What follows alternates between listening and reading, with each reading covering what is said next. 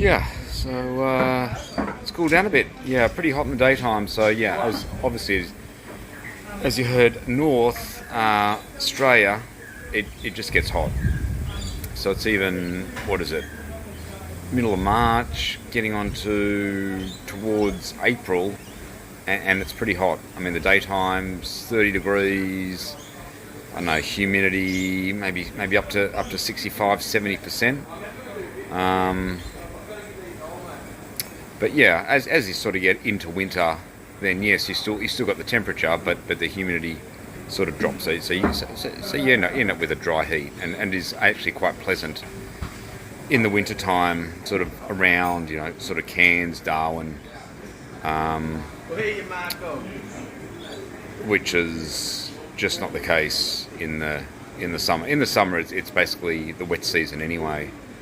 And it just rains and it's humid. So you want to go ideally a winter Australia or typically north of Australia, and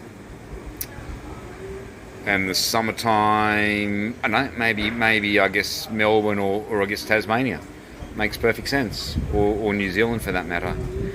So this is the backpackers, yeah, so you can see the swimming pool, and yeah, it's sort of a nice sort of art decor. Pretty good. They're having a pizza night Friday night, but I'll be going tomorrow, leaving tomorrow. And so sort of the veranda, everyone's sort of downstairs, I'm just sort of hanging out in the veranda. I know. Game of snooker. No, I think it's actually pool. You can't exactly fit a full-size snooker table on a veranda in a backpackers. I don't know, what's this? Is that? I don't know, what is this? Air hockey?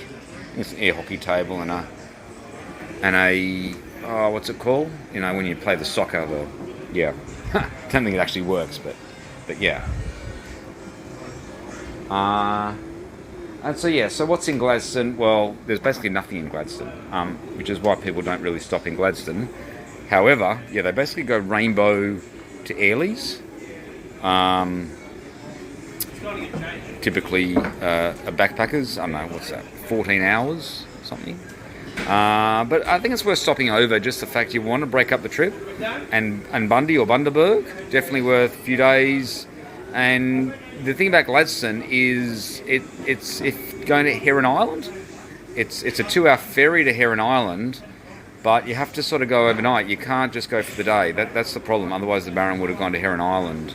And Heron Island's probably got one of the best places to snorkel on the sort of the south end of the reef, or I guess Lady Elliot Island from Bundaberg.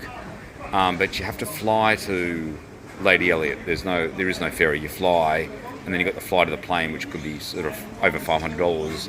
But Heron Island is a ferry, but you can't go for days, even though it's only 2 hours. So maybe you just, I don't know, maybe spend a couple of days on the island, and you just snorkel or do some snorkeling. So the Baron will probably schedule that. So probably come back, schedule in Fraser Island, maybe 3 days camping, Fraser Island, Rainbow Beach, a couple of days, which is a gateway to Fraser Island, maybe Harvey Bay, and then maybe also Lady Elliot or say Heron Island, and then maybe Gladstone. Not actually stopping at Gladstone, going from Rockhampton or Rocky. So going from Gladstone to Mackay tomorrow. In fact, I've got an overnighter, 6.5 hours or something, and skipping Rockhampton. And then from Mackay, Mackay Airlies, just prior to Easter, and then Townsville over Easter Friday to Tuesday.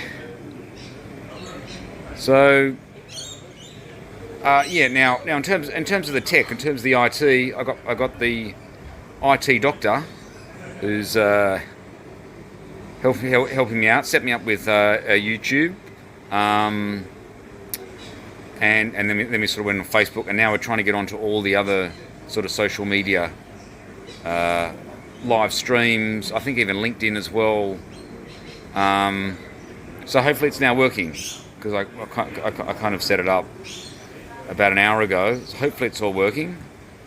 Otherwise we're going to have to go back to the drawing board and get it all fixed up. So it's just a process of getting everything fixed up, building the website. And I guess the next thing is, yes, get the live stream on the website, generate traffic to the website, and then have the live stream coming through the website. That could be quite interesting, couldn't it? I've seen sites that actually do that, and whether you sort of specify a time of the day that you're giving a live stream, and then you give that live stream, maybe focus it on the tennis, and then people would then go to the website, then see the live stream, and maybe get the scoreboard, the live scoreboard of tennis as well. Could also generate traffic along with the statistics. So it's the whole kind of package, or the whole experience that you need to, the multimedia experience that people want. And at the end of the day, you need to get traffic through the Strategic Games website, because I don't think it's getting a lot of traffic. And coupled with the fact that, yes, we need to get into kind of sales, or need to generate a market or an income, and probably the book. So the book on the mathematics of tennis, which has sort of come out of the PhD, which is in progress. Pretty much now got the information, added the game of tennis, which the Baron is talking on at the ICME, the International Conference, mathematics education, and talking about the game of tennis, how you can graph a game of tennis, and also scoring systems, which I spoke on previously, or speaking at the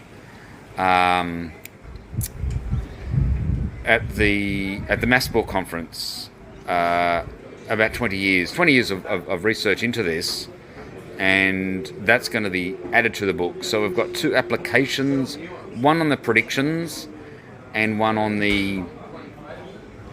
scoring systems, which comes out of the mathematics of tennis, or the mathematical modelling used to calculate the probabilities of winning, along with the duration and the characteristics, the distribution and the characteristics of distribution. And I guess the whole thing can then be used for teaching, both at secondary and tertiary level education. But I think in particular, if we can get a market into the secondary level education, then we could be talking quite a significant volume of revenue, because then everyone then in secondary school would then be purchasing a copy of the book, and that would then complement the particular curriculum which they use. And I think it does work very well, because everyone relates to tennis, and they can build their own calculator, in particularly a tennis calculator in a spreadsheet, Excel spreadsheet. So you learn to use Excel, you learn to use the built-in functions in Excel, and also put some art. If you go to the Strategic Game site, go to the Baron Breaks, and then you can download the calculator and notice the art piece that has been formed, that the Baron formed out of producing this calculator. It's not just having the predictions and the probability, or the calculations, the mathematical numerical results. It's also the art, or how it all sort of structures together, which makes it quite interesting. And that's what people could do. So I don't know, it could actually be taught in art how to build a calculator, a spreadsheet tennis calculator. So it's quite nice. When it cools down, it is actually quite pleasant. So yeah, ideally you want to be indoors in the daytime, and that's mainly maybe when you get work done, and at night time you go out. I think that's the way you've got to. Yeah, if you live in Australia, particularly in a hot climate, you really can't be outdoors in the daytime. It is just scorching hot, 30 plus degrees and sort of levels of humidity. Whereas the winter time, you go out in the daytime. So yeah, you just have to adapt depending on the climate. I mean, does it really matter when you sleep, whether you sleep at daytime or whether you sleep at nighttime? Why does that really matter? Okay, maybe we'll just leave it there. And that was the Baron